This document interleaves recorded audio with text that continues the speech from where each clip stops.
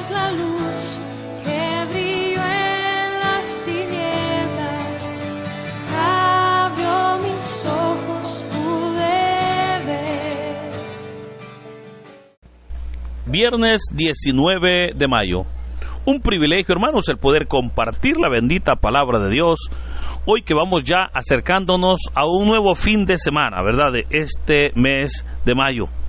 Y qué hermoso que cada día podemos estudiar y meditar el mensaje de la bendita palabra de Dios. El evangelio para hoy está tomado de San Juan, capítulo 16, versículos del 20 al 23. Doy lectura a la palabra de Dios en el nombre del Padre, del Hijo y del Espíritu Santo. Amén. En aquel tiempo Jesús dijo a sus discípulos: les aseguro que ustedes llorarán y se entristecerán, mientras el mundo se alegrará. Ustedes estarán tristes, pero su tristeza se transformará en alegría. Cuando una mujer va a dar a luz, se angustia porque le ha llegado la hora. Pero una vez que ha dado a luz, ya no se acuerda de su angustia, por la alegría de haber traído un hombre al mundo. Así también ahora ustedes están tristes, pero yo los volveré a ver. Se alegrará su corazón y nadie podrá quitarles su alegría. Aquel día no me preguntarán nada. Hermanos, esta es palabra del Señor.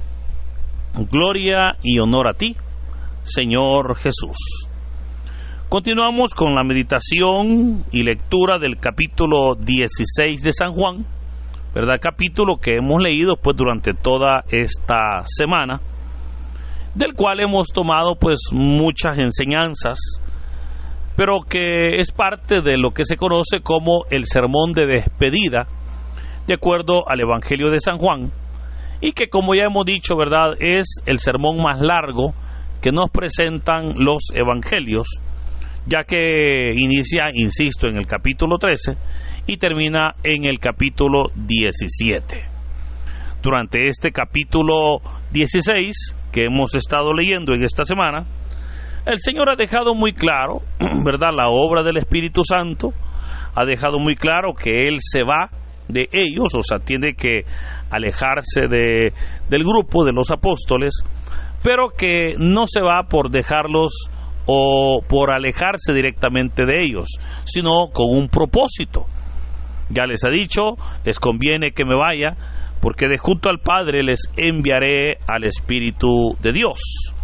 Ahora, de esa manera, el texto claramente deja una enseñanza muy fuerte, y es la partida del Señor Jesús, o sea, el ir de Jesús al cielo y el ir al Padre, para que de junto al Padre venga y se derrame el Espíritu Santo. O sea, la partida de Jesús y la venida del Espíritu Santo. Así, el día de ayer, el Señor les hablaba bastante claro cuando les decía: dentro de poco tiempo ya no me verán, y dentro de otro poco me volverán a ver, porque yo me voy al Padre. Y ante esto los apóstoles pues no entendían muy bien, y ellos decían: ¿qué querrá decir con todo esto? Y es que en realidad, hermanos, para nosotros estos textos son muy claros, porque recuerde que estamos al otro lado de la historia. Para nosotros es muy claro lo que Jesús les estaba diciendo. El caso es que ellos no conocían la historia, porque en ese momento se estaba desarrollando. Y claro, el que Jesús les dijera: yo voy al Padre, pero voy a regresar, ellos decían: ¿cómo es eso? Que va a ir al Padre, pero que va a regresar. O sea, esa parte para ellos era un poquito complicada, ¿verdad? Y hablábamos pues cómo el texto se refería a dos momentos. El primer momento era el que Jesús pues ascendiera, ¿verdad? Ya que se celebra la ascensión del Señor 40 días después de su resurrección, y la pronta o el pronto derramamiento del Espíritu Santo, que se dio 10 días después, ¿verdad? Texto que el día de ayer nosotros meditábamos. Pero el segundo momento, hablábamos sobre la segunda venida del Señor, ¿verdad? Lo que se conoce como la parusía. Y veamos cómo el Señor ha dicho: les aseguro que ustedes llorarán y se entristecerán, mientras el mundo se alegrará. Sabemos que el mundo lleva una vida desenfrenada. Sabemos que el mundo se deja llevar por los valores que no son del reino de Dios. Y por tal razón, el mundo lo que menos quiere es que Cristo venga. O sea, ellos o el mundo dice: no, estamos bien así, ¿para qué va a venir Jesús? Hay hasta mensajes, ¿verdad? Hay hasta incluso alabanzas, ¿verdad? O personas que dicen: ¿para qué va a venir Jesús? Si el mundo pues no tiene remedio. Pero sabemos claramente que el Señor volverá, y volverá a traer justicia y juicio. Pero por esa razón es que el mundo no quiere que Cristo venga. Prefiere seguir en su vida, prefiere seguir en su alegría, digamos, aunque reconozca que no es una alegría completa.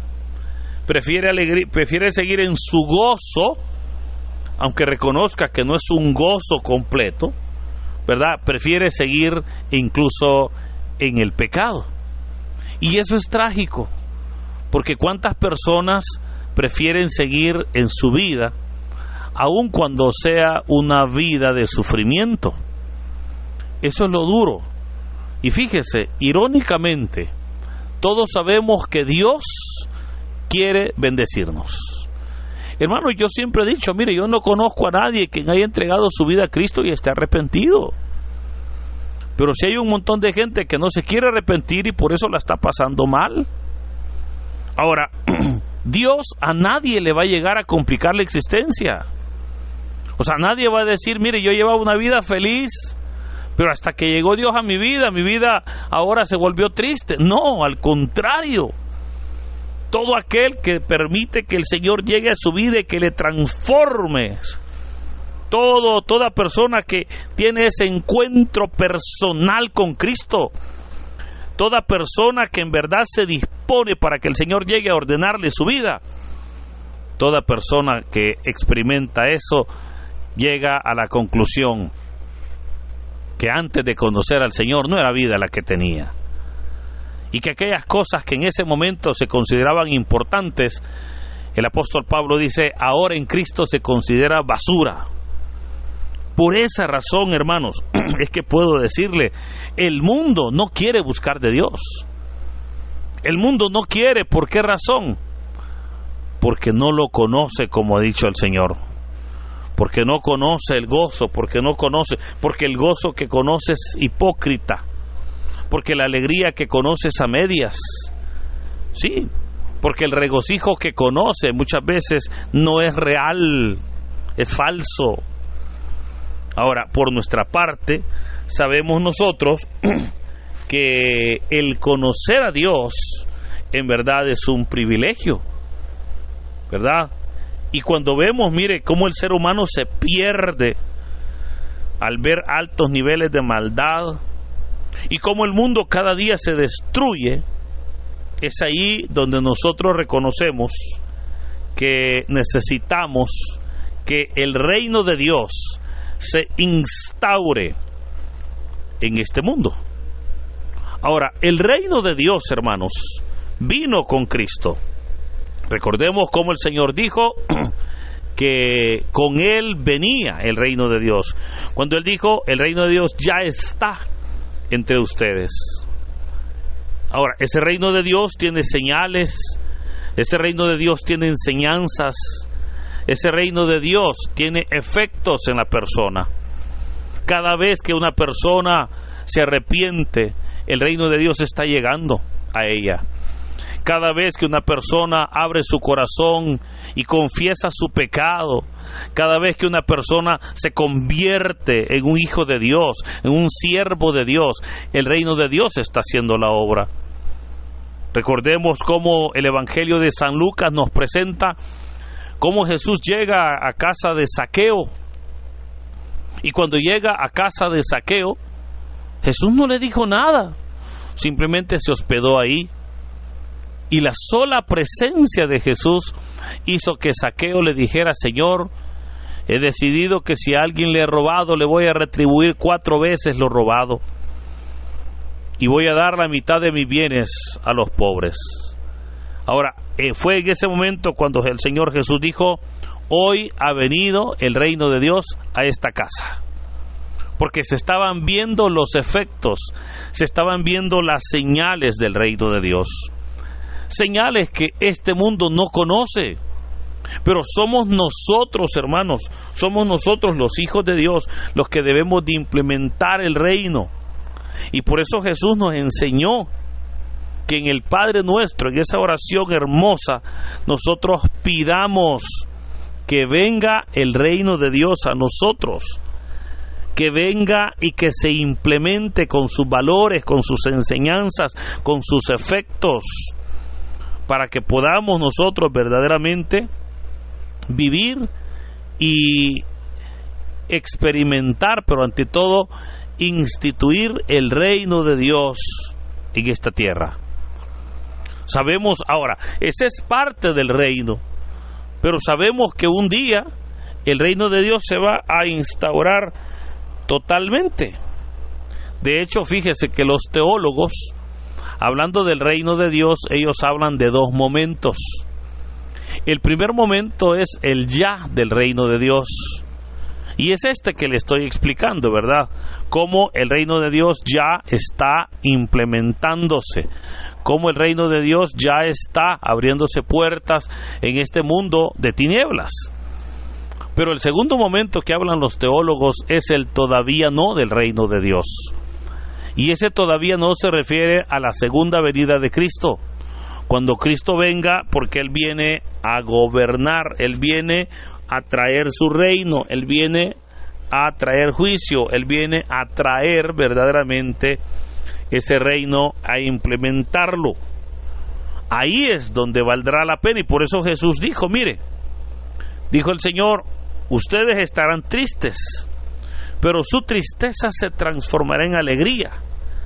Alegría pues será en ese momento donde nos daremos cuenta que valió la pena guardarnos para Dios.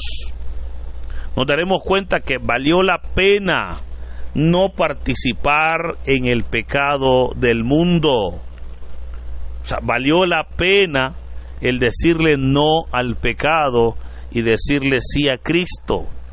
Ese día, fíjese, esto es importante porque si usted se da cuenta, hay personas que ven que los malos triunfan, ¿verdad? Yo he escuchado personas que dicen, ¿y cuándo Dios va a hacer justicia? Porque veo que los malos, los pecadores, los sinvergüenzas, siempre les va bien. Y cuando uno quiere hacer algo, siempre hay obstáculos. Y ahí es donde surge la pregunta, ¿verdad? ¿Y cuándo Dios va a hacer justicia? Hermano, la justicia de Dios se aplicará en ese momento, donde podremos, los que hemos buscado del Señor, dice el texto que estaremos felices, porque nos daremos cuenta que la fidelidad de Dios se cumplió y que el Señor nos dio paz, nos dio gozo, pero por sobre todo nos dio vida eterna. Y por esa razón es que habrá gozo. Por eso dijo el Señor, ese día será de gozo, pero también será de juicio, fíjese. Y por eso es que el mundo no quiere que llegue ese día, ¿verdad? Pero para eso, hermanos, es que debemos de prepararnos. Y por ello hacemos verdaderamente lo que nos es posible, buscar del Señor. ¿Por qué? Porque no sabemos cuándo, fíjese. O sea, no sabemos cuándo el Señor vendrá y estaremos cara a cara con Él. Porque claramente dice la palabra que el día que el Señor venga, estaremos ante Él. Pero vea, yo quiero terminar este audio recordándole a usted que hay dos formas como podemos estar cara a cara con Cristo. ¿Cuáles son esas dos formas? Bueno, la primera es el día que Cristo venga, ¿verdad? Porque el Señor viene y nosotros pues iremos a Él y estaremos cara a cara, ¿verdad? Me encanta cuando el texto dice que en ese momento nosotros lo veremos tal cual es. Pero resulta que ese día, insisto, no sabemos cuándo va a ser. O sea, yo no le puedo decir el Señor viene o volverá o vendrá tal día. No, eso sería un invento. Pero la segunda manera es el día que nosotros muramos. Porque cuando una persona muere, en ese momento va a la presencia real de Dios. Por eso, si hemos vivido para el Señor, ese día lo recibiremos con gozo, con alegría, y ya no nos importará el haber sufrido, porque como dijo el Señor, el gozo será inmenso. Y compara, fíjese, ese gozo o esa situación con una mujer que va a dar a luz. Vea que dice que cuando una mujer va a dar a luz se angustia porque le ha llegado la hora, pues. Pero una vez que ha dado a luz, ya no se acuerda de su angustia. Al contrario, ¿verdad? Por la alegría de tener a su hijo, ese niño, esa niña, valió la pena aquel dolor de parto. A eso Jesús compara el gozo y la alegría de conocerlo a Él y de servirlo a Él, porque vea, dijo el Señor, que ese día será de gran gozo. Ahora, dice, y nadie les quitará esa alegría. ¿Por qué? Porque será una alegría genuina que el Señor dará a todos los que hemos creído en Él. Y termina el texto cuando dijo el Señor, aquel día no me preguntarán nada. ¿Por qué? Ya no lo necesitaremos. El Señor nos habrá revelado y tendremos todo bien claro, todo clarísimo. Pero lo que sí tendremos claro es que valió la pena buscar a Dios. Por eso, queridos hermanos, le animo, mire, para que busquemos del Señor. Le animo para que podamos verdaderamente comprender que el gran propósito de Dios es bendecirnos, que el gran propósito del Señor es verdaderamente derramar bendición en nuestras vidas, pero que no lo puede hacer el Señor si nosotros andamos en pecado. Que el día de hoy sea entonces una oportunidad para reconciliarnos con Cristo, para pedir misericordia y por sobre todo para prepararnos, sea que Cristo venga ya o sea que nosotros muramos, estaremos cara a cara con Él y podremos recibir, como dice el apóstol Pablo, la corona merecida, ¿verdad? Ese galardón por haber nosotros acá en la tierra obedecido la bendita palabra de Dios.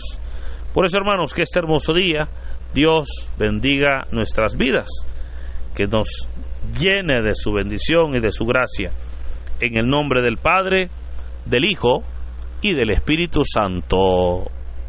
Amén.